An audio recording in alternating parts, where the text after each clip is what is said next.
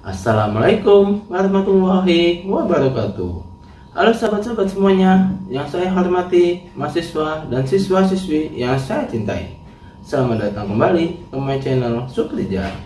Pada video kali ini kita akan belajar mengenal lebih jauh komponen utama saluran transmisi listrik. Dimulai dari tiang atau menara transmisi, isolator, kawat penghantar maupun kawat tanah.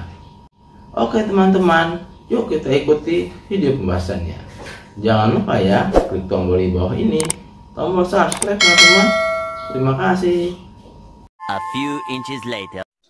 Bismillahirrahmanirrahim. Assalamualaikum warahmatullahi wabarakatuh. Waalaikumsalam warahmatullahi wabarakatuh. Oke, terima kasih sudah hadir ya.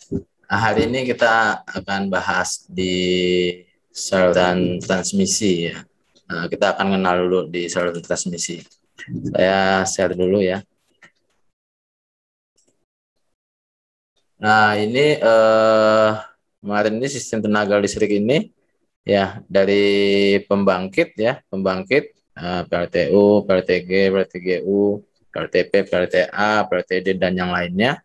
Ini ditransmisikan ya, ini ya lewat jalan transmisi. Ini tegangannya dinaikkan dari 6 kV sampai 70 kV, 50 atau 500 kV ya. Kemudian di tegangannya akan diturunkan kembali melalui trafo, didistribusikan sekitar di 20 kV. Kemudian masuk ke trafo. Nah, nanti ini sekitar tegangannya 380 volt.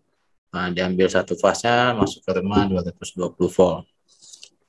Jadi kita masuk ke di transmisi ini ya. Nah, sini. Nah, jadi lihat kan di jalan-jalan seperti itu ya. Di ininya di saluran transmisi nih yang di jalanan. Nah, kira-kira komponen utamanya apa aja di sini nih? Ayo, kira-kira apa aja komponennya kalau Anda lihat ya?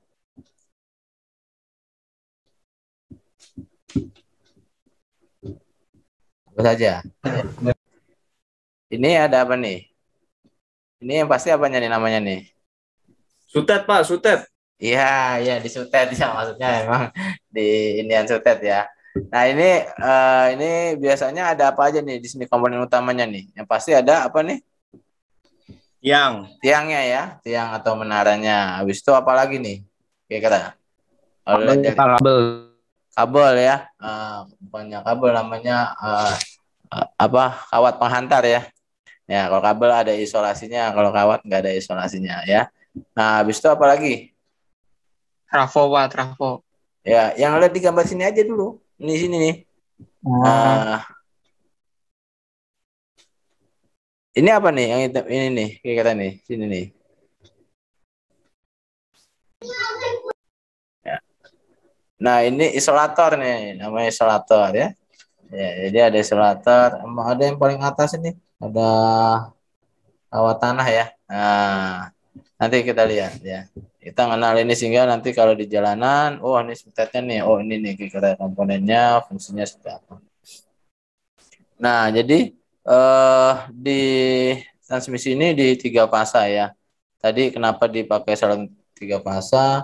Karena dayanya supaya besar ya, karena jaraknya jauh sekali sehingga nanti mengurangi rugi-rugi dayanya yang masuk ke ke konsumen ya nantinya. Nah, ini kalau 3 fasa ini line ini V line to line ya. Ini RST nih, R ini S misalnya ini T-nya ya. Ya ini tegangan satu pasnya ini netralnya. Jadi kalau tegangan line to netralnya sama dengan V line-nya, V line to line-nya RST ini ya dibagi dengan akar 3 gitu ya. Jadi V line-nya dibagi akar 3. Jadi di transmisi ini salurannya 3 fasa. Nah, kita cek dulu nih di transmisi ini ada 3 jenis ya klasifikasi salurannya ya. Yang pertama ada saluran pendek, ada menengah dan panjang. Jadi pendek itu kira-kira di bawah sekitar 80 km. Nah, kalau di menengah itu ada 80 sampai dengan 250 km. Kalau panjang itu di atas sekitar 250 km ya. Jadi tergantung nanti panjangnya apakah di saluran transmisi itu apa nih saluran pendek kah, menengah kah atau panjang. Ya. Kemudian kita lihat di tadi di tegangan kerjanya kalau di ini tegangan tinggi ya, TED nih 70 sampai 50 kV, ekstra tingginya 220 sampai dengan 500 kV. Ini yang tegangan rendah ini yang masuk ke rumah ini. Ini tegangan menengah JTM 6 sampai 20 kV. Jadi kalau di distribusi ya tegangannya 20 kV.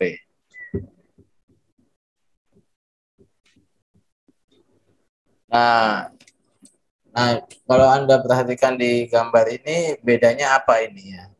Ya, di dua gambar ini. Kira-kira apa? Tingginya Pak, tinggi. Tingginya, ya. Jaraknya Tingginya. Pak, jaraknya Pak. Jaraknya, oke. Ya, apalagi kira? Isolatornya yang sebelah kiri lebih banyak, Pak. Nah, isolatornya lebih banyak nih ya. Ya, posisinya juga beda-beda nih ya. Ini gantung ya, ini seperti ini ya. Nah, jadi di sini ya 3 fasa ini ada yang sebelah sini ya, ini RST-nya itu ya.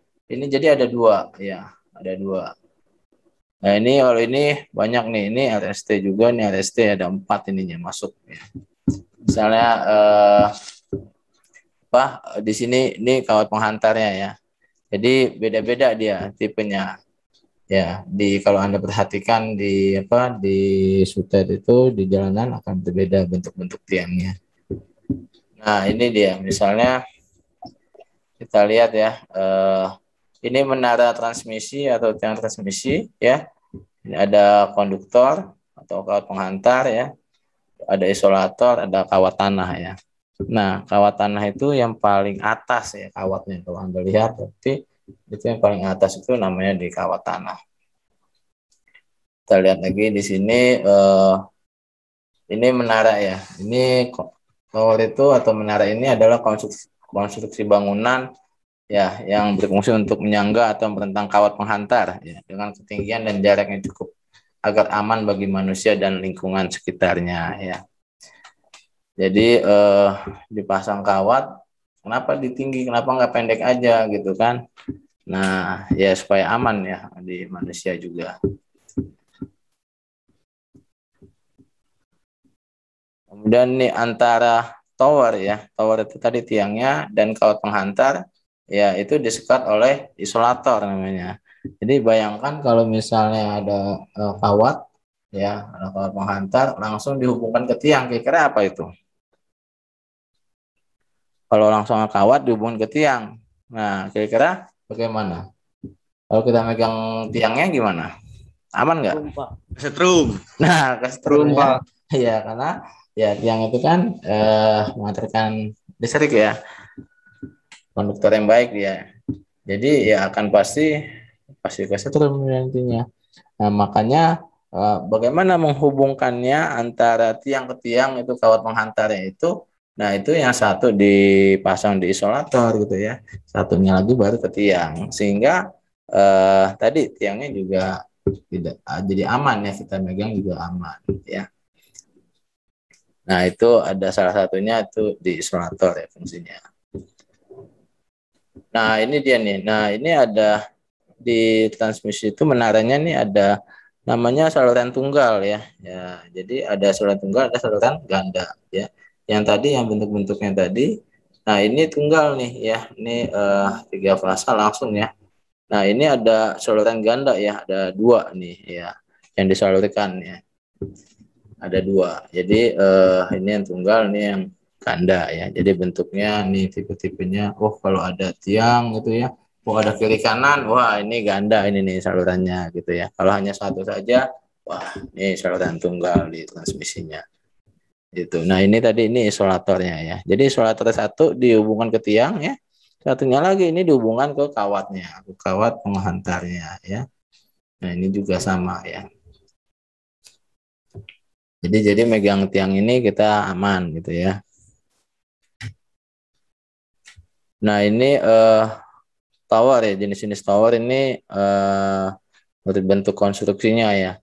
Ini ada macam-macam, ada lattice tower ya, ada tubular, steel pool, concrete pool, wooden pool gitu ya.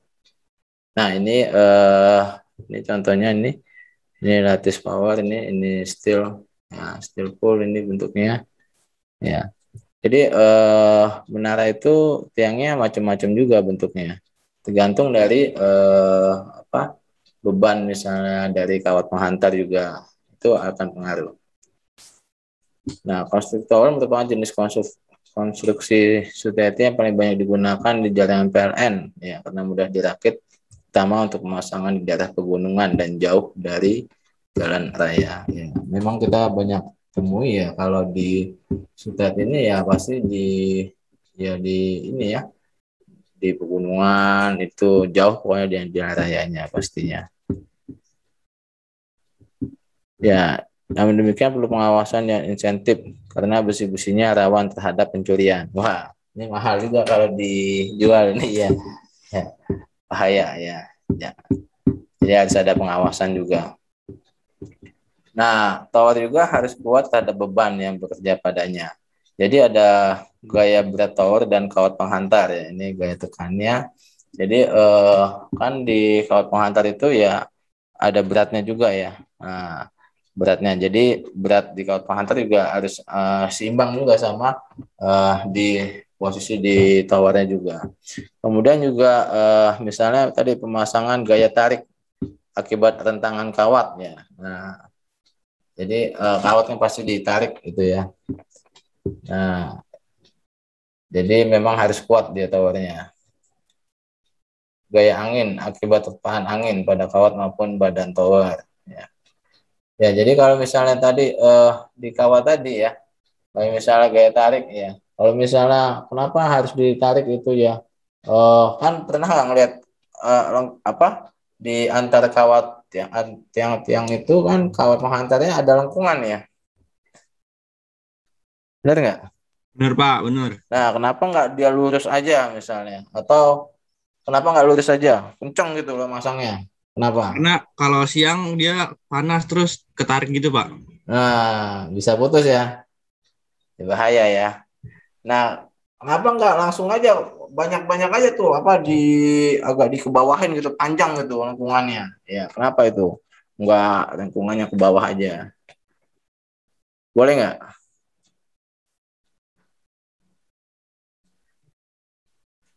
Ya kan ada lengkungannya ya. Nah, jadi lengkungannya itu juga nggak boleh banyak sekali gitu ya. Apalagi sampai kena tanah gitu ya. Ya, ya salah satunya itulah namanya itu andongan ya. Andongan tuh lengkungan di kawat penghantarnya ya. Jadi itu memang ada perhitungannya. Oh, berapa sih andongan yang dibutuhkan harusnya gitu loh. Tetap nggak boleh tadi, nggak boleh kencang sekali ya. Ya nggak boleh kencang sekali. Nanti tadi karena ada pemuaian nanti bisa menyebabkan putus juga ya.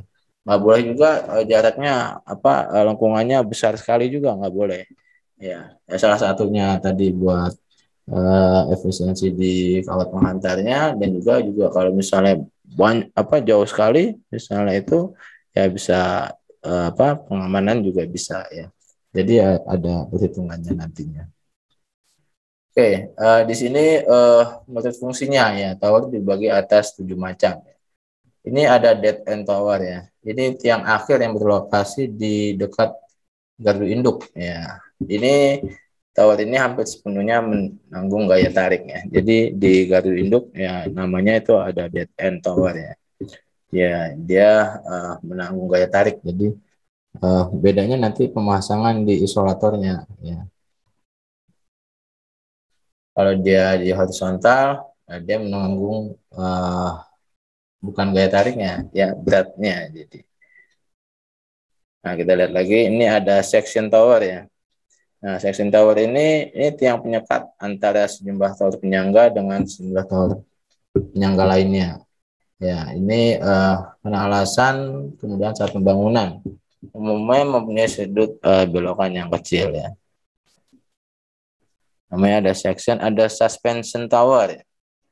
Nah, ini tower ini hampir sepenuhnya menanggung gaya berat ya. Umumnya tidak mempunyai sudut belokan ya. Jadi kalau yang tadi yang lurus-lurus aja ya, antar tiang-tiang ini lurus aja. Nah, ini kalau dipasang dia nanti posisi isolator itu horizontal, nah berarti nanti dia menanggung gaya berat di kawat penghantarnya saja gitu ya. Nah, beda kalau misalnya nanti posisinya belok dia. Nah, ini belok berarti nanti ada sudut belokannya. Jadi itu misalnya pakai section tower. Kalau di ujungnya nanti pakai dead end tower gitu ya. Jadi hanya langsung menanggung gaya tarik kalau di ujung. Kemudian ada tension ya. Tension tower juga ini menanggung gaya tarik yang lebih besar daripada gaya berat. Umumnya mempunyai sudut belokan ya. Nah, tadi kalau sudut belokan dipakai tension tower kebanyakan. Ada transposition tower.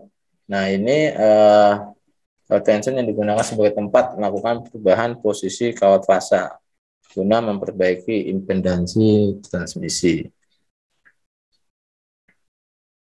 Ada gantry tower, ini tower berbentuk portal yang digunakan pada persilangan antar dua saluran transmisi. Nah, tiang ini dibangun di bawah saluran transmisi existing. Oke, ini jenis-jenis towernya. Kemudian ada lanjut combine tower. Nah, ini tower yang digunakan oleh dua buah saluran transmisi yang berbeda tegangan operasinya. Jadi bisa beda-beda ya. Ada juga yang dalam satu tiang itu beda tegangan operasinya. Nah, ini kemudian ada susunan konfigurasi kawat fasa ya. Nah, ini ada jenisnya, ada delta ya. Ini konfigurasinya horizontal ya. Horizontal atau datar. Ada jenis piramida ya, vertikal gitu ya. Nah, tadi pasangan di tiangnya itu ya. Nah, ini ada kawat fasanya tidak berada pada suatu sisi dengan tower. Ini zigzag. Nah, ini lihat. Nah, di sini misalnya di tipe towernya misalnya ya, tipe tower AA misalnya fungsinya tadi sebagai suspension ya. Ini sudutnya misalnya 0 sampai 3 ya. Tension, jadi yang ada belok misalnya ya, ini pakai tipe towernya misalnya tipe tension gitu ya, yang ada sudut belokannya. Itu dia tipe-tipe towernya. Nah, kalau kita lihat di sini ini ada tipe tension ya, ini ada suspensi ya. Ini tadi yang kalau suspensi ini menanggung gaya gaya berat ya, gaya berat dari penghantarnya. Jadi lurus aja nih. Nah, ini di isolator jadi lurus aja ke tiangnya lagi ya. Jadi dia tower ini hanya menanggung gaya beratnya saja. Tapi kalau di tension, ya ini ada tipenya seperti ini nih. Nah, ya ada seperti ini. Jadi dia enggak dihubungkan tapi ditarik nih. Nah, ini menanggung gaya tarik di kawat penghantar ya. Nah, ini kemudian lanjut lagi, ini ada tipe tower ya. Ini sirkuit tunggal sama ganda ya. Nah, ini sama tadi ya. Jadi ini bisa yang ganda, macam tunggal. Ini suspension, sudut belokannya kecil. Nah, kalau yang tension ini sudut belokannya bisa. Kalau dead end ini bisa 0 sampai 45 derajat. Oke, ini kira-kira di sini tipe dua sirkuit ya. Nah, ganda ini ya, saluran ganda ini kiri kanan ya. Nah, ini kiri kanan nih. Tadi suspensi tadi nih. Ini pasangnya horizontal ya, seperti ini. Jadi ada dua nih. Nah, ada dua juga nih. Oke. Nah, di sini tipe tension ya. Lihat di sini tiang ini pasti lebih kokoh nih ya. Nah, di sini lihat nih antar Ini kan di kawat penghantar ya. Nah, ini masuk. Nah, ini diikat sini nih ya. Satunya lagi dipakai isolator, satunya lagi di sini. Nah, bagaimana cara menghubungkan antar apa kawatnya? Ya, lihat di sini ya. Nah, ini ada lihat nih. Nah, ini ada kawat sini nih. Nah, ini buat jumpernya ya. Ya, ini posisi ini juga lebih kokoh. Kalau ini langsung saja. Nah, ini tadi buat tipe suspensi sama tension towernya. Ini bagian-bagian towernya ada fondasi, stack, stub, ya, leg, common body, superstructure, arm gitu ya. Ada rambu tanda bahaya maksudnya. Rambu identifikasi tower dan penghantar, ada ACD, ada step board. Nah, ini bagian-bagian di towernya. Ya, minimal kita kenal saja dulu ini fondasinya ini konstruksi beton yang bertulang untuk mengikat kaki tower dengan bumi. Jadi harus kuat juga ya fondasinya. Kemudian ada kondisi tower yang menanggung beban tarik dirancang lebih kuat daripada tower tipe suspension. Oke, ini fondasi normal dipilih untuk daerah nilai cukup keras tanahnya ya. Jadi ada pengaruh juga dia jenis tanahnya ya. Ada spesial, ini pancang ya. Pilih untuk daerah yang lembek atau tidak keras sehingga harus diupayakan mencapai tanah yang keras yang lebih dalam. Ada raf dipilih untuk daerah yang berawa atau berair. Ada auger ini pilih untuk mudah pengerjaannya mengisinya dengan semen ya. Ada rock ini dipilih untuk daerah bebatuan ya. Ada banyak-banyak juga ya tipe-tipe pondasinya ini. Nah, tadi yang buat di lembek ini nanti ada sampai dia sampai dapat ya, tanah yang keras ini ya tambahannya. Ya, ini langsung ya. Oke, kita lanjut lagi. Nah, ini tipenya nih. Nah, ini tipe-tipe pondasinya ada seperti ini ya. Nah, seperti ini. Ini masangannya tadi ya. Oke, kemudian ada stub. Ini yang paling bawah dari kaki tower. Dipasang bersama dengan pemasangan pondasi dan ikat menyatu dengan pondasi. Nah, ini stub ini tadi muncul di tepian tanah sekitar 0,5 sampai 1 meter dan dilindungi semen dari cat agar tidak mudah karat. Dan ada lagi, ini apabila pemasangan stub sudah benar dan pondasi sudah kering, maka kaki-kaki tower disambung ke lubang-lubang yang ada di stub. Ya.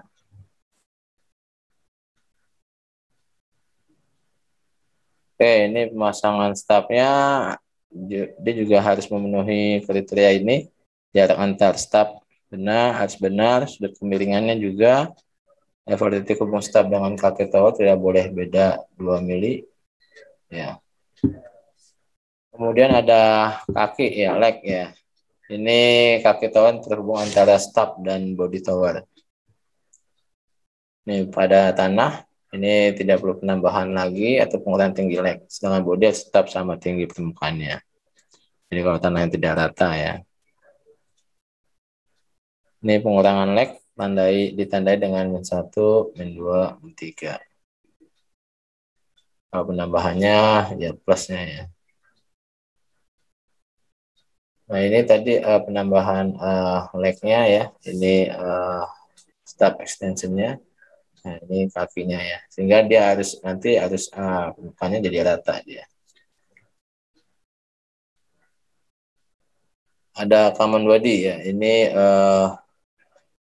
badan tower yang terhubung antara leg dengan badan tower bagian atas. Ya, namanya common body ya. Kebutuhan tinggi tower dapat dilakukan dengan cara pengaturan tinggi common body dengan cara penambahan atau pengurangan. Ini tadi pengurangannya, misalnya ini ditandai 3, penambahannya plus 3, plus 6, plus 9, plus 12, plus 15. Oke, ini superstructure ya. Ya ada banyak ya, ada cross arm gitu ya. Ini bagian tower yang berfungsi untuk tempat menggantungkan atau mengaitkan isolator kawat fasa dengan klem cocktail.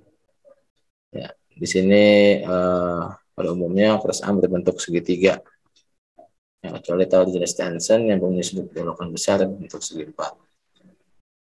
Kemudian ada rambu tanda bahaya. Ya. Nah, ini juga buat peringatan. Ya. Ini ada SUTT ya, itu STT ya. Punya risiko yang besar, bahaya. Gitu ya. Awas misalnya bahaya tegangan tinggi ya. Jadi pasti ada tulisan seperti itu ya. Ada rambu tanda bahayanya juga ada. Kemudian juga ada rambu identifikasi tower dan penghantar jalur. Ini berfungsi untuk memberitahukan identitas dari towernya. Dari nomor tower, urutan fasa, penghantar atau jalur, nilai pentanahan kaki tower. Yang rambu ini dipasang di kaki tower lebih kurang 5 meter di atas tanah. Banyak 2 buah sisi yang menghadap tower, nomor kecil, dan sisi yang menghadap nomor besar, dan bersebelahan dengan rambu tanda bahaya. Yaitu bagian-bagian di tower transmisi ya.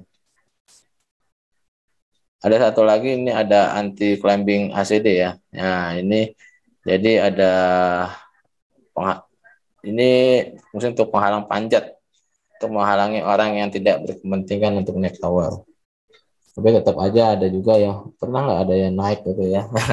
Ya dia harus melewati ACD ini.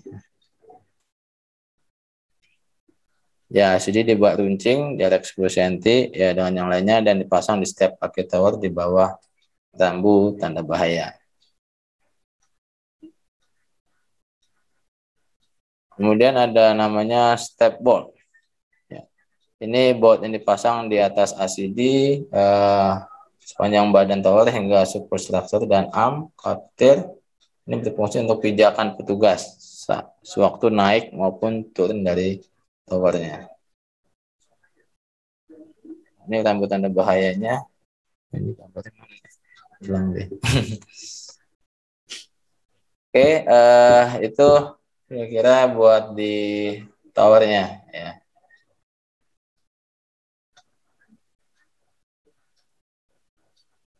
Selanjutnya ada konduktor ya. Nanti kalau ditanyakan silakan ya. Nah ini saya masuk ke kawat penghantarnya. Ya, tadi konduktor ini adalah suatu media untuk tempat mengalirkan arus listrik dari pembangkit ke gardu induk atau dari GI ke GI lainnya yang terentang lewat tower.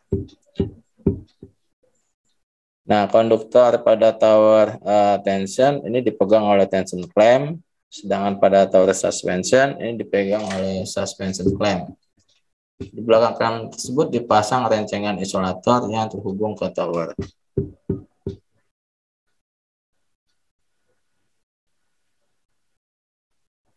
Ada namanya bahan konduktornya. Ini yang pertama konduktivitasnya harus tinggi ya. Kekuatan tarik mekanikalnya tinggi. Ini ada titik beratnya, biayanya rendah ya. Tidak mudah patah. Ya, itu dia. Sekarang masuk ke jenis-jenis di kawat penghantarnya ya. Ada namanya AAC atau All Aluminium Conductor. Ini adalah kawat penghantar yang seluruhnya terbuat dari aluminium. Ada AAC, triple AC ya, All Aluminium Alloy Conductor. Ini kawat penghantar yang seluruhnya terbuat dari campuran aluminium. Ada ACSR ya, ini paling banyak gunakan ini. Ini kawat penghantar aluminium berinti kawat baja. Nah, ini paling banyak digunakan. Ada ACAR ya. Ini kawat penghantar aluminium yang diperkuat dengan logam campuran. Ya, jadi ini jenis-jenis kawat penghantarnya. Ini karakteristik tembaga aluminium dan steel. Nah, ini kalau tembaga itu tadi pasti kalau tembaga itu pasti lebih berat ya. Nah, ini biasanya digunakan pada saluran yang tidak membutuhkan konstruksi berat. Lebih mahal tembaga dibandingkan aluminium.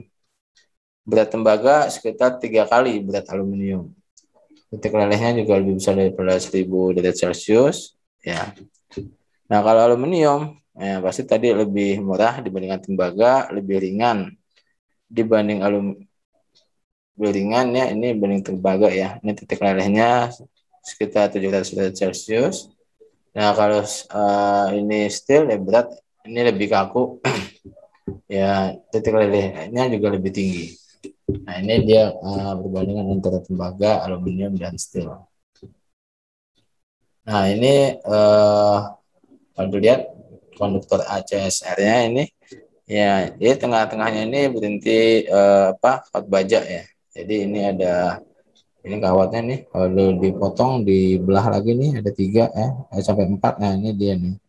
Ya, di sini kalau dilihat di sini, ini aluminiumnya ya.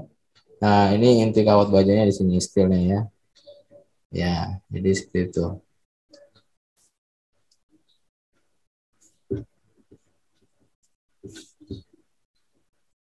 Oke, ini kemudian lanjut lagi sifat-sifat kawat logam ya pada saluran udara. Konduktornya jenis tembaga harganya lebih mahal dan lebih berat dibanding aluminium, sehingga konduktor jenis tembaga rawan terhadap pencurian. Ya, kalau dijual ya lebih mahal ya, karena lebih berat dia. Ini kawat tembaga tarik dipakai pada saluran transmisi karena konduktivitasnya tinggi. Ya, meskipun kuat tariknya tidak cukup untuk instalasi tertentu dibandingkan dengan kawat tembaga tarik. Ya. Kualitas kawat ACSR lebih rendah meskipun kekuatan mekanisnya lebih tinggi. Kemudian ada kawat tembaga campuran atau alloy.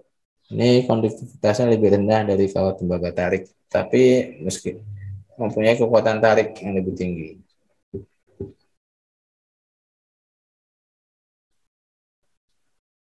Selanjutnya ada kawat aluminium campuran ini atau alloy, mempunyai kekuatan mekanis yang lebih tinggi dari aluminium murni sehingga dipakai untuk gawang atau spam yang lebih besar. Kawat baja berlapis tembaga mempunyai kekuatan mekanis yang besar dan biasanya dipakai untuk gawang yang besar atau sebagai kawat tanah ya. Jadi kawat tanah yang paling atas itu ya kebanyakan menggunakan tipenya tadi ACSR. Kawat baja berlapis aluminium mempunyai kekuatan mekanis yang besar, tapi konduktivitasnya lebih kecil dibandingkan dengan yang berlapis tembaga, meskipun ia lebih ringan.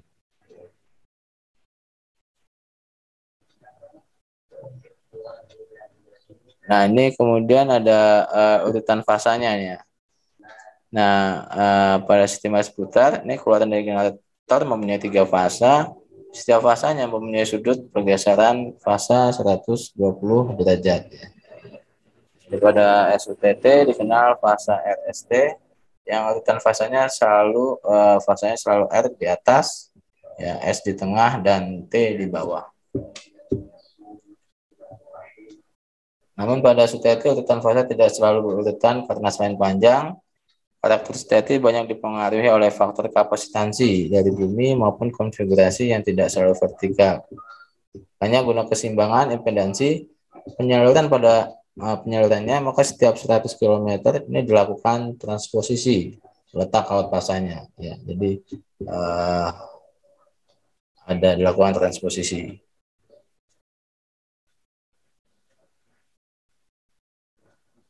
Ini ada penampang dan jumlah konduktor. Ya, penampang dan jumlah konduktor ini disesuaikan dengan kapasitas daya yang akan disalurkan. Sedangkan jarak antar kawat fasa maupun kawat berkas ini disesuaikan dengan tegangan operasinya. Jika kawat terlalu kecil, maka kawat akan panas dan rugi transmisi akan besar. Nah, pada tegangan yang tinggi, penampang kawat, jumlah kawat maupun jarak antara kawat berkas mempengaruhi besarnya korona yang dipengaruhi dengan bunyi desis atau berisik. Nah, ini kemudian jarak antar kawatnya ya. Jadi jaraknya juga nggak boleh dekat sekali gitu ya. Nah, ini ada aturan mainnya. Jadi kalau jarak antar fasa ini yang maksud SUTT 70 kV Ini idealnya adalah 3 meter ya. Kalau SUTT ini 6 meter dan SUTT ada 12 meter. Jadi semakin besar tegangan operasinya, jaraknya akan semakin lebih panjang ya. Hal ini karena menghindari terjadinya efek ayunan yang dapat menimbulkan flashover antar fasa. Ya, jadi tadi nggak boleh dekat kalau ada ayunan, angin atau apa, sehingga ya aman ya, nggak nyambung sama antar kawat pasanya. Ungkapan atau fitting kawat penghantar ini ada special vibration damper ya. Ini sambungan kawatnya disebut midspan joint ya. Nah ini peralatannya. Nah ini bisnis peralatannya di kawat penghantar ya tadi. Kita lihat ini ada namanya repair sleeve. Ini selongsong aluminium yang terbelah menjadi 2 bagian dan dapat ditangkapkan pada kawat penghantar. Ini berfungsi untuk memperbaiki konduktivitas kawat yang rentas. Cara pemasangannya juga dipres dengan hidrolik tekanan tinggi. Kemudian ada bola pengaman ya. Jadi di kawat penghantar itu ada bola pengaman ya. Buat apa nih bola pengaman? Ngeliat nggak pernah ngeliat ada bola-bola gitu ya di itu di saluran transmisi. Yang bulat-bulat. Iya, yang bola-bola Yang bulat-bulat disutet ya. mah ya? Oren, Iya betul. Nah, kira-kira buat apa itu? bola pengaman. Iya, buat pengaman ya. Kira-kira buat pengaman apa dia?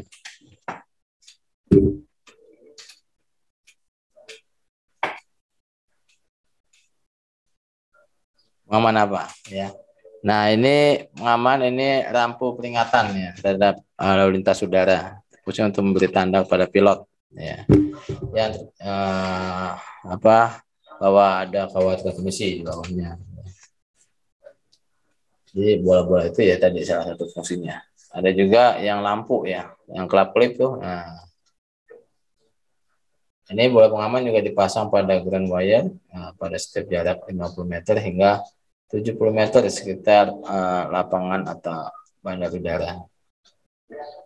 Ini ada bola-bola ya. Kemudian ada lampu aviasi juga nih ya. Ini juga sama fungsinya tadi buat memberi tanda kepada pilot ya, bahwa ada kawat transmisi. Lampu aviasi ini juga terpasang pada tower dengan suplai dari jaringan tengah rendah. Lampu aviasi terpasang pada kawat penghantar dan sistem induksi dari kawat penghantar. Kemudian ada namanya arching horn. Ini peralatan yang dipasang pada sisi cold tower dari rencengan isolator. Ini tadi melepas media pelepasan busur api dari tegangan lebih antara sisi cold dan hotnya kawat penghantar. Ya. Ini pada jarak yang diinginkan benar untuk memotong tegangan lebih sambaran petir atau switching ya. Nah, seperti itu namanya arching horn ya. Ada juga arching ring ini. Ini berganda sebagai arching horn maupun pendistribusian tegangan pada beberapa isolator sisi hotnya. Ya, jadi sisi hotnya itu ya di sisi antara kawat penghantar langsung ke isolatornya.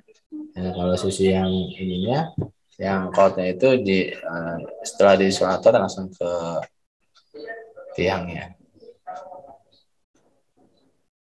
Umumnya AC-ring hanya terpasang di tower dead end dan di ganti GI. Nah, satu lagi ada tadi ada kawat tanah ya. Nah, kawat tanah ini media untuk melindungi kawat fasa dari sambaran petir. Umumnya dipakai kawat baja. Jadi yang kalau Anda lihat nanti tadi di kawat penghantar itu ada yang paling atas, ya itu namanya kawat tanah ya. Ya, ini tanah ini dipasang di atas kawat fasa dengan sudut perlindungannya sekecil mungkin, ya, karena dianggap petir menyambar dari atas kawat. Namun jika petir menyambar dari samping, maka dapat mengakibatkan kawat fasa tersambar dan dapat mengakibatkan terjadinya gangguan.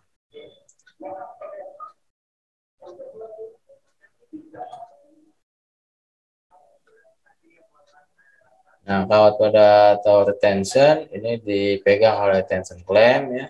Sedangkan tower suspension ini dipegang oleh suspension clamp. Pada tension clamp ini dipasang kawat jumper tadi, ya. Ada jumpernya yang menghubungkan pada tower agar split dapat dibuang ke tanah lewat tower.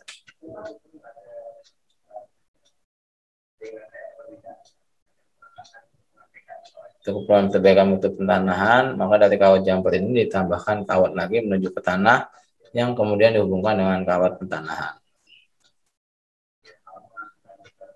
Ya, ini bahan-bahannya, ya. Ini bahannya tadi ada bahannya ground wire, ini terbuat dari steel yang sudah digalvanis maupun sudah dilapisi dengan aluminium.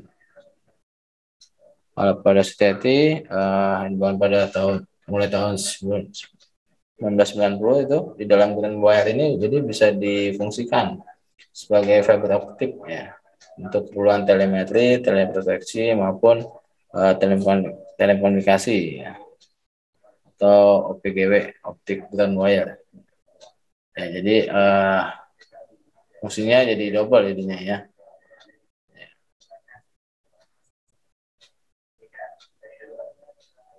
Nah, jumlahnya ada berapa sih kira-kira di kawat tanah itu? Kalau Anda lihat ada kebanyakan ada 2, ya. Biasanya umumnya ada 2, ya. Ya, minimal 1 buah, namun umumnya di setiap tower itu dipasang 2 buah kawat basah, kawat tanah. Pemasangannya juga yang hanya 1 buah untuk 2 penghantar akan membuat sudut pelindungan menjadi lebih besar sehingga kawat basah tidak mudah disambut petir. Oke, ini buat kawat tanahnya. Tanahan tower ini adalah pendapat umumnya sistem transmisi fungsi untuk meneruskan arus listrik dari badan tower ke bumi. Ini penanahannya, ya. Ini sistem pentanahan di towernya. Kita lihat ini jenis-jenis pentanahannya, ada elektroda bar, elektroda plat, gitu, ya. Ya, macam-macam dia, ya, jenisnya. Ada mesh elektroda, ya. Ya, ini tadi ininya itu pentanahannya, ya. Ini komponen pentanahannya terbuat dari bahan yang konduktivitasnya besar, ini tembaga, ya. Dan pentanahan atas batu kabel, ya. Oke, ya, itu di kawat tanah, ya. Jadi tadi yang paling atas, ya. Nah, jadi kalau Anda lihat nanti yang paling atas itu, ini kan kawat penghantarnya ini, ya, konduktornya. Nah, di sini yang paling atasnya ini ada kawat tanahnya, ini ada tiangnya, gitu, ya. Nah, tadi tipe-tipe tiangnya juga macam-macam. Kawat penghantar juga antar kawat penghantarnya juga ada jaraknya, gitu, ya, tergantung dari tegangan operasinya. Ya, tadi di kawat penghantar, kawat tanah umumnya ada 2, ya, kiri kanan, ya, buat melindungi, fungsinya buat melindungi kawat fasa dari sambaran petir. Nah, ini isolator, ya. Sekarang isolator. Nah, ini banyak-banyak nih, ada namanya rentengan isolatornya, ya. Jadi masing-masing nih, kalau lihat ada beda-beda tipenya nih, ya. Ini masang seperti ini, ya. Ini ada seperti ini masangnya. Nah, nanti ketika jalan sana nanti bisa diperhatikan juga. Ini kita lihat isolator itu fungsinya sebagai media penyekat antara bagian yang tegangan dengan bagian yang tidak tegangan. Ya. Fungsi isolator pada SUTT atau STT adalah untuk mengisolir kawat pasa dengan tawar. Jadi aman kita dipegang di tiangnya ya. Pada umumnya isolator terbuat dari porselen atau kaca yang berfungsi sebagai isolator tegangan listrik antara kawat penghantar dengan tiang. Nah ini nilai isolasinya ya. Umumnya pusat isolasi pada umumnya 3 hingga 3,3 kali tegangan sistemnya. Ya. Dimaksudkan akan tahan terhadap muka tegangan petir pada waktu 1,2 mikrodetik ya. Jadi dia isolasinya harus lebih tinggi tadi ya, 3 kali, misalnya 70 kV ya dia harus lebih tinggi besaran isolasinya. Ya tadi kalau ada ini petir dia bisa tahan. Apabila nilai isolasi menurun akibat dari polutan maupun kerusakan pada isolasinya, maka akan terjadi kegagalan isolasi yang akhirnya dapat menimbulkan gangguan. Ini bentuk-bentuknya isolator ya, ada piringan gitu. Ya, kalau lihat Anda, ini ada piringan nih bentuknya gitu ya. Pemasangan isolator jenis piring ini diganding-gandingkan dengan piringan lainnya. Jumlahnya disesuaikan dengan kebutuhan isolasinya terhadap tegangan yang bekerja di transmisi tersebut. Jenis piring ini mempunyai fleksibilitas yang tinggi karena bisa dipakai sebagai isolator gantung maupun isolator tarik. Nah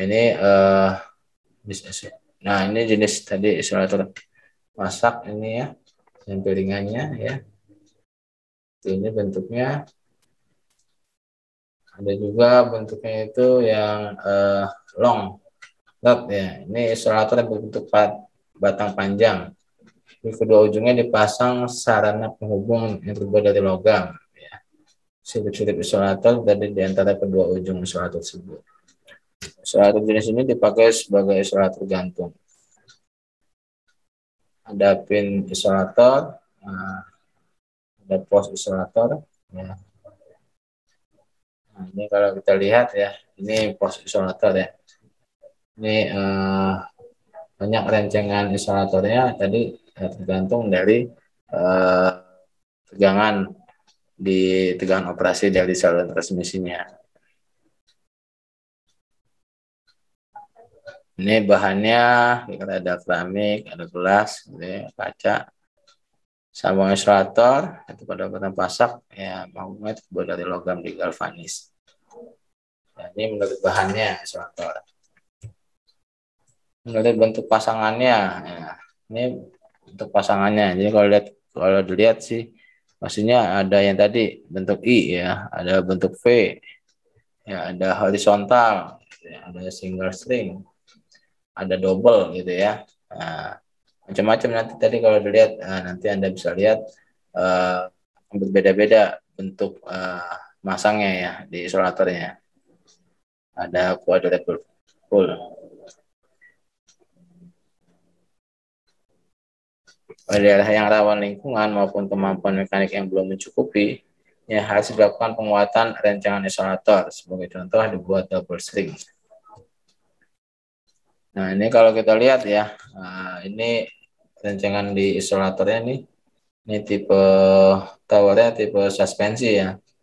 Ya, jadi tadi kan tipe suspensi ini hanya menanggung gaya berat ya dari kawat penghantar. Jadi biasanya untuk kayak seperti ini nih ya, I ya, ya.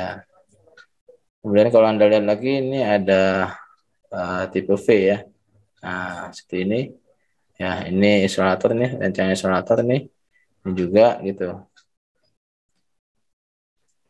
Ini kemudian ada tipe yang horizontal ya. Nah, ini tadi menanggung gaya berat juga ini dari kawat penghantar. Nah, tapi kalau yang ini ditarik nih ya, menanggung gaya tarik untuk ini. Ini bentuknya seperti ini. Tipe horizontal ya. Nah, ini bentuk V ya. Kalau kita lihat di keseluruhan ya. Oh, ini tipe bentuk V-nya nih. Isolatornya ya. Ini tadi ini step tegangan misalnya ini 500 kV ya. Dia tadi tegangannya besar sekali ya. Jadi dia isolatornya juga harus tadi 3 kali tegangan di operasinya sehingga dia bisa kalau ada gangguan misalnya petir bisa nggak langsung pecah dia. Isolatornya akan semakin banyak rencengannya.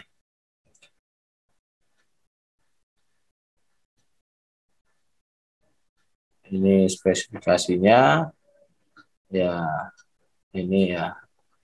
Ini yang pasti di isolator itu ada spesifikasinya ya. Bukan tembusnya, tembusan apinya dan lain-lainnya.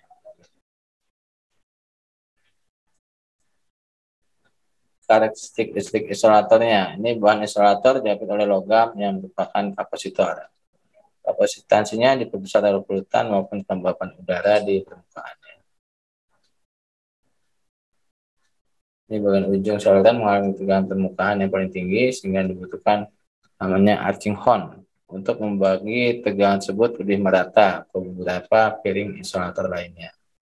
Jadi agar tegangannya merata ke rancangan isolator itu digunakan tadi arcing horn.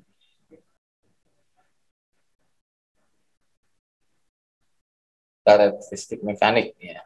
Isolator harus memiliki kuat mekanik guna menanggung beban tarik kawat maupun beban isolator dan kawat penghantar.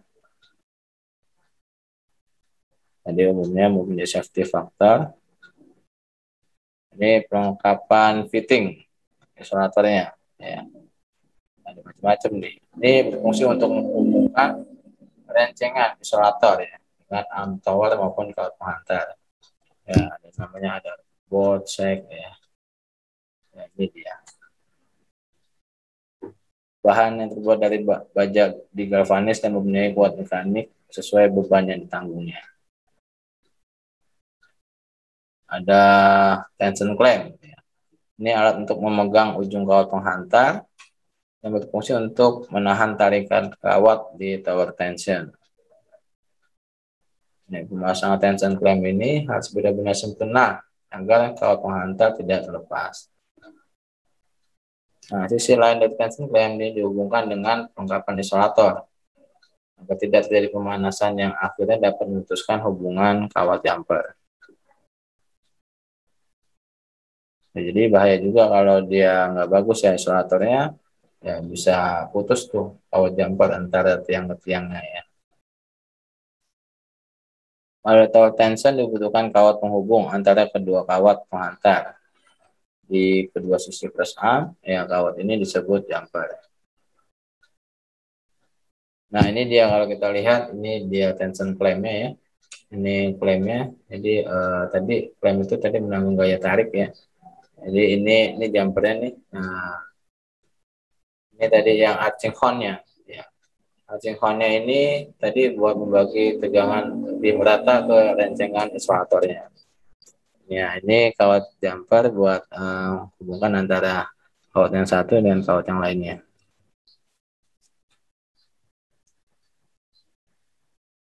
Ini juga sama, ini dia lebih kelihatan di sini ya.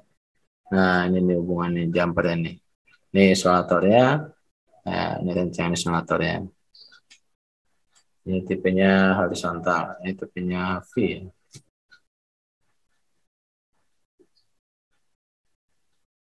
Pada bagian tension clamp, terdapat plat bentuk lidah untuk menghubungkan kawat jumper tersebut. Nah, sambungan ini harus kuat dan kencang.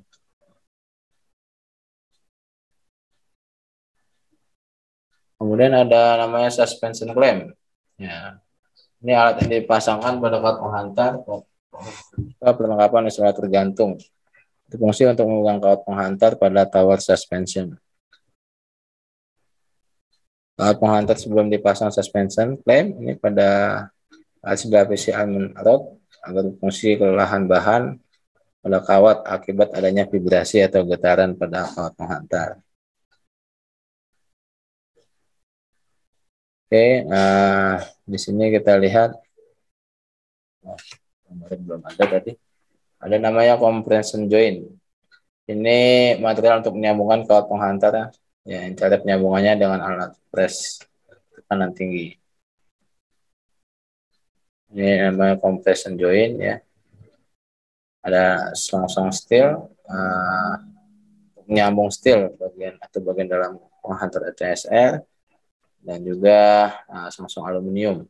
Fungsi untuk menyambung aluminium penghantar ACSR-nya atau bagian luar kawat penghantar ACSR-nya. Nah, ini compression joint. Penyambungan kawatnya ini didahului dengan penyambungan kawat steel. Ya, steel dulu yang di bagian intinya itu, yang di tengah-tengahnya. Kemudian dilanjutkan dengan penyambungan kawat aluminium. Ya. Oke, ini ada namanya spacer. Nah, Anda lihat nanti, ini adalah rentang kawat penghantar yang terbuat dari bahan logam pada tengsel dilapisi karet. Pada spacer ini melengkap sebagai vibration damper. Nah, fungsi spacer ini memisahkan kawat berkas agar tidak beradu. Ya, jarak yang diinginkan dapat mengurangi bunyi desis atau berisik corona. Ya, biasanya ya bukan hanya sekarang kan virus corona ya.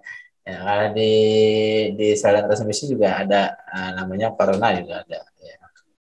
Bunyi berisik ya. Oke, penempatannya dipandu dengan pabrikan dapat mengurangi getaran kawat. Nah ini dia. Ini kalau Anda lihat juga di saluran transmisi antara, nah ini namanya di kawat berkas ya. Nah ini bukan kawat pasang ini ya. Ini untuk berkas, ini dua kawat ya. Nah ini buat dihubungkan seperti ini, bukan dihubungkan ya, misalkan ya supaya supaya aman ya, nggak beradu juga. Ini buat 4 kawat berkasnya. Ya model-modelnya seperti ini. Oh, nanti kalau seperti ini, oh ini spacernya nih namanya gitu ya. Nah ini fungsinya tadi udah tahu. Nah kemudian ada damper ya. Nah ini bisa Anda lihat juga nanti. Oh ini ada bentuknya seperti ini. Nah ini damper ini. Nah, damper atau vibration damper ini adalah alat yang dipasang pada kawat penghantar dekat tower. Ya, jadi di dekat tiang ya. Ini damper ini.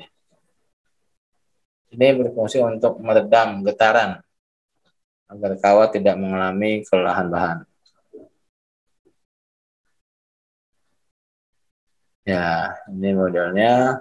Untuk damper menyerupai dua buah bandul yang dapat membuang getaran kawat.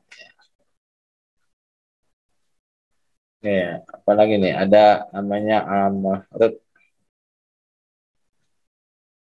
kawat yang dipilih. Ini melindungi kawat dari perubahan bahan maupun akibat adanya kerusakan. Ya, sama ya. Nah, ini dia. Kalau kita lihat ini tadi semuanya ini dekat di tiang ya, di towernya ya. Jadi bentuk seperti ini. Oh, ini dampernya, ini rootnya. Ini tadi arching horn ya. Buat bagi tegangan merata ke rencengan isolator. Ya, mungkin itu saja yang dapat saya sampaikan ya. Mengenal di saluran transmisi ya, di sutet ya. Mungkin ada yang mau ditanyakan di sini? Pak, mau nanya Pak. Ya, silakan. Tadi kan ada yang suspensi, ada yang apa tadi satu lagi Pak? Tension. Tension gitu ya. Itu biasanya fungsi atau tempat masangnya beda atau ada kekhususan atau gimana Pak? Kayak suspensi buat di daerah mana gitu atau sama aja Pak? Nah, ya, pertanyaannya menarik sekali. Anda bisa lihat di antar tiang ya. Oke. Di antar tiang ya, kalau misalnya di antar tiang dia jaraknya lurus nih ya, lurus ya. Nah, ini misalnya sini nih, lurus ya. Nah, kebanyakan ini pakainya ini tipenya suspensi ya. Nah, tipe-tipe seperti inilah, ya gitu ya. Nah, jadi tinggal nyambung aja nih, kawatnya langsung lurus gitu ya. Oke, ini yang pertama ya. Nah, itu kebanyakan pasti ya. Yang kedua misalnya, ketika misalnya kan di daerah itu ya pasti lurus, ada juga yang belok kan? Ya enggak? Iya benar Pak, benar. Nah, kalau belok nggak bisa dipasang pakai tipe suspensi ini. Gitu. Yang pasti berarti tadi towernya juga beda ya, pakai tension tipenya, yang ada sudut belokannya juga. Nah, nggak bisa kan dipasang lurus juga. Jadi dipasangnya tipenya tension juga gitu loh. Di isolatornya juga. Misalnya kayak tadi, misalnya bentuk V, misalnya seperti itu. Nah, jadi di satu dihubungkan sini misalnya ya, ini satunya lagi nyambung lagi gitu loh. Jadi belok misalnya, ya. Jadi nggak langsung gitu. Ya, kebanyakan seperti itu. Jadi kalau ini kan otomatis dia nanggung apa gaya tarik ya, mana langsung di sini ya. Tarik ini ya ini apa nyambungnya lagi nanti pakai jumper ya. Kalau jumper, kalau ini tadi langsung ya langsung sana ini ya hubungin ke tiangnya lagi ya langsung aja gitu ya. Oke, gitu ya jelasannya.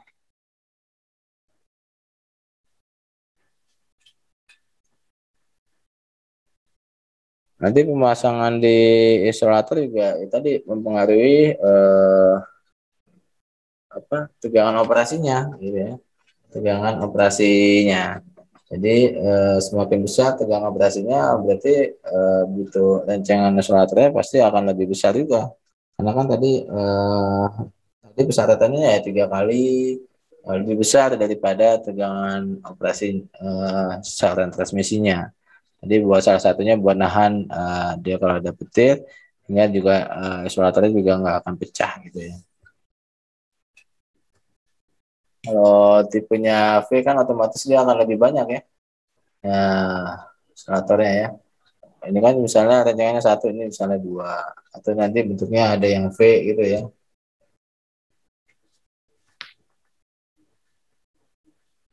Oke, gitu. Ada lagi yang ini ya? Udah jelas belum? Izin bertanya, Pak. Ya, silakan. Tadi kan di damper itu fungsinya agar kawat tidak mengalami kelelahan bahan ya, Pak. Ya. Itu yang dimaksud kelelahan bahan itu apa ya, Pak? Ya, jadi kalau di listrik ya itu kan ada namanya, kalau di belajar di apa dulu namanya bahan mekanik ya. Jadi bahan-bahan di kawat penghantar itu juga kalau akibat misalnya apa tadi goyangan angin, terpaan angin gitu ya. Nah, itu banyak getaran itu ya itu bisa mengalami kelelahan bahan gitu ya. Nah, ya memang seperti itu. Ya, bukan kita aja gitu ya kalau aktivitas lelah gitu ya. Jadi kalau di ini juga di Kalimantan juga ada namanya kelelahan bahan gitu ya. Ya, seperti itulah. Jadi itu salah satunya damper tadi buat ngurangin ketika ada terpaan angin pasti kan. Nah, itu getaran itu ya bisa diredakan ininya. Itu dari salah satu fungsinya. Ya, Pak. Terima kasih, Pak. Ya. Pak, izin bertanya. Ya, silakan. Kalau isolator listrik itu ada umur pakainya nggak sih Pak? Misal sekian tahun harus diganti gitu. Berapa lama jangka waktunya? Ya mungkin ada mungkin ya, tergantung dari pembuatnya gitu ya. Tapi sangat ya pastinya lama lah ya. Kita jarang melihat kan isolator ganti-gantiin tuh ya di ini di apa di sutet gitu ya. Nah itu jarang, kecuali kalau misalnya dia pecah atau apa, itu ya pasti dianalisis lagi ya. Mungkin ya seperti itu. Kalau berapa lama jangka waktunya ya mungkin tergantung dari pabrikannya, mungkin harus diganti. Mungkin itu ya yang bisa saya sampaikan. Baik Pak. Pak, izin bertanya Pak. Ya, silakan. Kalau untuk perawatan tuh ya Pak ya, apalagi yang sutet yang 500 kV itu biasanya perawatannya itu secara menyeluruh apa hanya beberapa bagian saja Pak? Dan jangka waktunya itu setiap per bulan atau per minggu apa gimana Pak?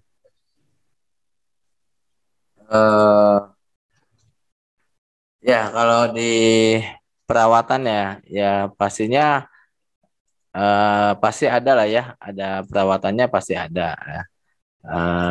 berapa lamanya itu eh nggak paham juga saya ya. Ya, saya nggak paham juga ini berapa lama karena kan saya nggak masuk ke sana ya.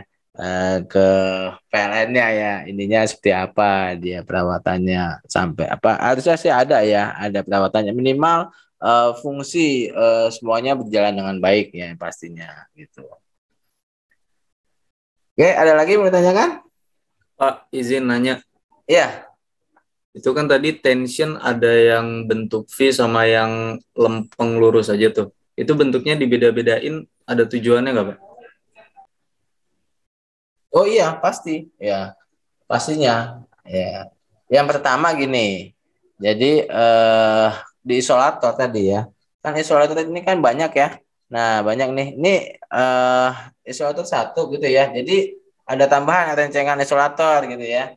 Nah ditambah lagi tuh, jadi ada berapa gitu ya. Jadi kalau misalnya ngetesnya itu dikasih tegangan, ceklek. Nah dia kalau tegangan sekian dia batas isolatornya.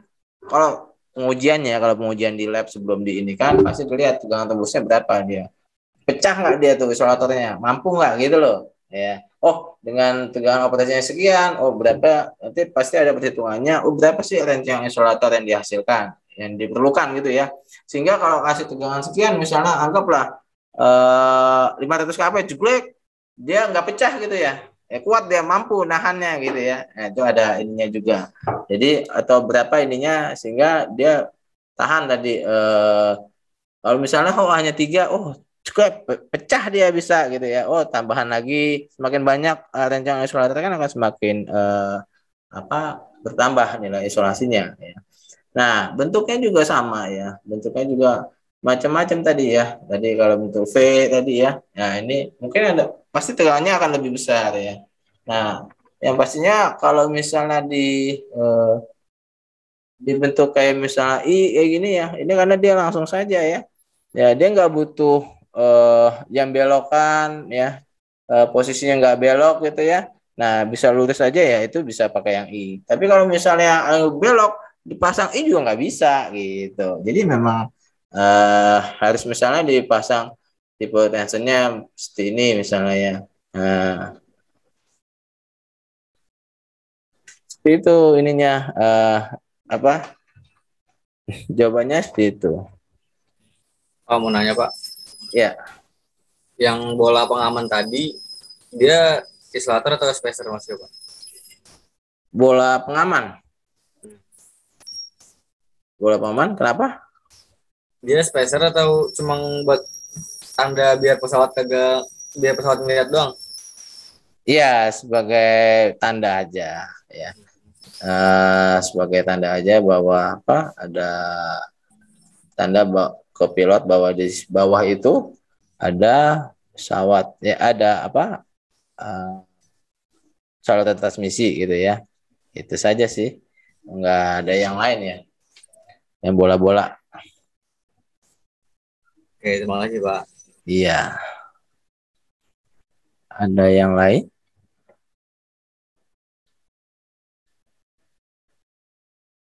Izin bertanya, Pak. Ya, silakan. Kalau untuk bahan isolatornya sendiri itu terbuat dari apa, Pak? Bahan di isolatornya ya, ada keramik gitu ya, ada gelas kaca, ada kaca gitu ininya, ya macam-macam dia bahannya, ya, ya umumnya di keramik ya tidak mudah pecah dan terhadap cuaca. Emang harganya relatif lebih mahal gitu, ya seperti itu kebanyakan. Baik, terima kasih, Pak. Ya. Kamu nanya lagi boleh nggak, Pak? Oke, silakan. Kan di Indo tuh kan banyak tuh orang-orang yang tinggal di dekat Sutet, daerah Sutet kan katanya kalau tinggal di daerah Sutet bahaya gitu kan ya. Itu apa sih, Pak, ngaruhnya, Pak? Wah, Karena apa gitu? ya bagus sekali sih ya. Ya kenapa kalau kita misalnya beli rumah gitu ya, ya beli rumah ya kalau bisa jangan di samping inilah ya, tegangan tinggi gitu ya. Nah, tapi ada juga yang banyak gitu ya. Nah, kenapa? Karena kan otomatis semakin tinggi tegangan operasinya ya. Sutet itu kan tegangan operasinya tinggi sekali. Nah, pastinya akan menimbulkan suatu medan magnetik yang besar gitu ya. Nah, medan magnetik yang besar itu akan mempengaruhi nantinya ke kesehatan kita. Nah, itu yang akan lebih bahaya. Kenapa? Kalau bisa agak jauh-jauh gitu ya dari sutet itu ininya, agak ada jarak amannya lah ya. Nah, itu mungkin kalau awal-awal ya nggak terasa ya kesehatan, tapi kalau misalnya tahun-tahun misalnya itu mungkin pasti akan ada efeknya. Ya karena besarnya itu tadi gelombang magnetik yang dihasilkan oleh suatu tegangan operasi di transmisi. Ya. Ada lagi yang mau ditanyakan? Jadi mudah-mudahan saya harapkan ketika misalnya jalan-jalan gitu ya, lihat-lihat, wah ini sutetan nih kayak gini nih. Nah, memang sudah paham lah ininya secara global udah paham ininya penelitiannya seperti apa gitu ya. Oh kenapa pakai ini? Oh kenapa pakai ini? Nah seperti itulah. Oke. Ada lagi yang mau ditanyakan? Izin tanya, Pak. Ya. Untuk tadi yang penaikan saluran transmisi itu kenapa beda-beda ya, Pak? Kenapa nggak disamain gitu tegangan? Sama penurunannya juga berbeda-beda. Itu kenapa ya, Pak? Ya. Ya, tergantung dari bebannya ya. Ya. Nanti kan semakin besar tegangan operasinya kan pasti dayanya akan semakin besar yang dihasilkan kan? Oke. Nah, mungkin pas butuh bebannya itu yang nanti kan pasti ujungnya itu bebannya itu disalurkan kemana saja gitu ya. Ujungnya itu bebannya ke sini kan pasti. Oh, beban yang dibutuhkan berapa nih? Misalnya, oh anggaplah ya, misalnya di perumahan Anda itu ada beberapa rumah gitu ininya. Nah, oh hanya butuh bebannya dayanya misalnya 20 megawatt atau seperti apa misalnya ya. Ya, ya itulah dayanya berapa yang dibutuhkan. Yang dikirim berapa gitu ya. Yang dikirim berapa? Ya, semakin besar beban kebutuhan daya yang di konsumen ya itu titiknya itu kan nanti di transmisi nanti pas di ujungnya akan disalurkan lagi kemana gitu ya, cabang-cabangan lagi. Nah otomatis yang akan diperlukan pasti akan lebih besar tegangan operasinya gitu ya, karena dayanya akan lebih besar yang dikirim. Mas, Pak. Ya, oke, tanyanya bagus.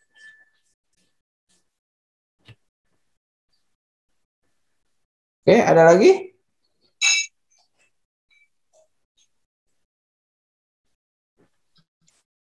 Pak, saya mau nanya, Pak. Ya, silakan. Bedanya sutet sama tower yang di pinggir jalan itu apa ya, Pak?